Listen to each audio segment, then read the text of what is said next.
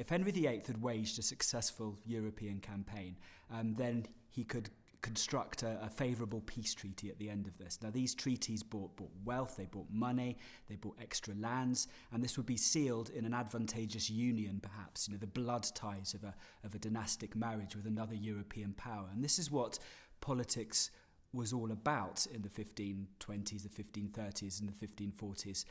It was as much about using war, using peace treaties to further your own dynastic claims to superiority, to influence, if you like, on the top table of European diplomacy. Formal decisions like to go to war, to raise taxes, those kinds of things, they're made with the assistance and the advice of the council, the king's ministers, for example, most notably, I guess, Cardinal Wolsey in the early part of his reign, Thomas Cromwell later.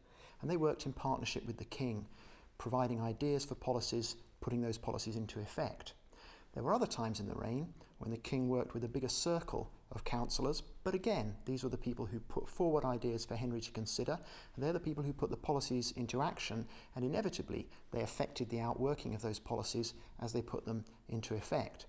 There's the other kind of, I suppose, political decisions in Henry's reign, which perhaps in modern politics we don't tend to think about so much.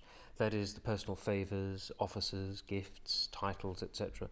All of that is subject to, I guess we call it informal advice and influence. So that places like Hampton Court, for example, the palaces or Whitehall, are full of a range of rooms, halls, galleries, full of private space of the monarch. And to be able to influence the king, to be able to get into those spaces, to prefer other people, to put your friends forward, to do favours for your friends, etc., to monopolise the king's influence so far as you can. That's the name of politics in the Tudor age. Nowadays we tend to see that as nepotistic and what politics shouldn't be about, but in the Tudor period that definitely was part of politics, and if you couldn't do that then you weren't much cop. So it's easy for historians to say, those are the people who really made the decisions. They put the ideas into Henry's head. They created the climate of ideas around Henry.